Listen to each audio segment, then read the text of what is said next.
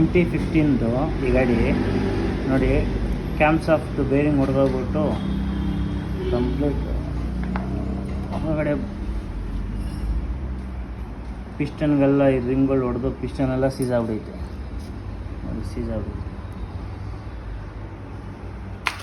Sound ಬಂದಾಗಲೇ ಗಾಡಿ of ಮಾಡಿಬಿಟ್ಟಿದ್ರೆ ಇಷ್ಟೆಲ್ಲ ಕಂಪ್ಲೇಂಟ್, ಇಷ್ಟೆಲ್ಲ ಪ್ರೈಸೇ ಆಗ್ತಾಯಿರಲಿಲ್ಲ.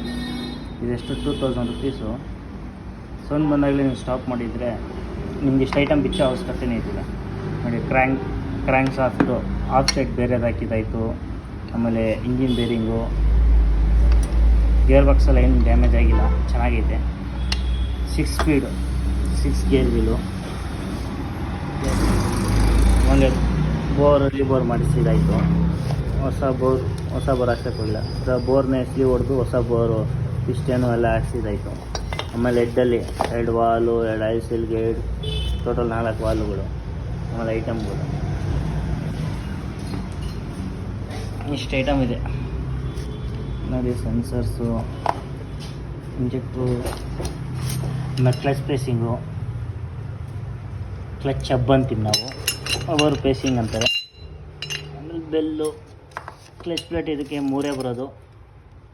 ಇದರಲ್ಲಿ ರಫ್ 1, ಸ್ಮೂತ್ 2 ಬರ್ತದೆ, ನೋಡ್ಕೊಂಡು ಹಾಕಬೇಕು. ಸ್ಟೀಲ್ ಪ್ಲೇಟ್ 2 ಬರೋದು. ಆಮೇಲೆ ಮಣಿಕೋಡು, ಆಮೇಲೆ cool and oil pump, engine case ನೋಡಿ. ಆಮೇಲೆ ಕ್ಲಚ್ ರಾಡು, FZ, ಕ್ರೆಕ್ಸು, ಇದರಲ್ಲೆಲ್ಲ MT-15, R-15 ಈ ಕ್ಲಚ್ ರಾಡು ನೋಡ್ಕೊಂಡು ಹಾಕಿ. ಲಾಸ್ಟಲ್ಲಿ ಹಾಕ್ಬೋದು, ಏನು ತೊಂದರೆ ಇಲ್ಲ.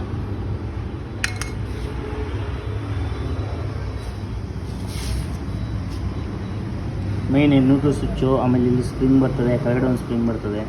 ವಾಷರ್ ಇಲ್ಲೆಲ್ಲೂ ಬರೋಲ್ಲ, ಕೆಳಗಡೆ ಒಂದು ವಾಷರ್ ಬರ್ತದೆ ಇದಕ್ಕೆ. ಅದು ಬಿಟ್ಟರೆ ಬ್ಯಾಲೆನ್ಸರೆಲ್ಲ ಫಿಟ್ ಮಾಡೋವಾಗ ನೋಡ್ಕೊಂಡು ಫಿಟ್ ಮಾಡಿ.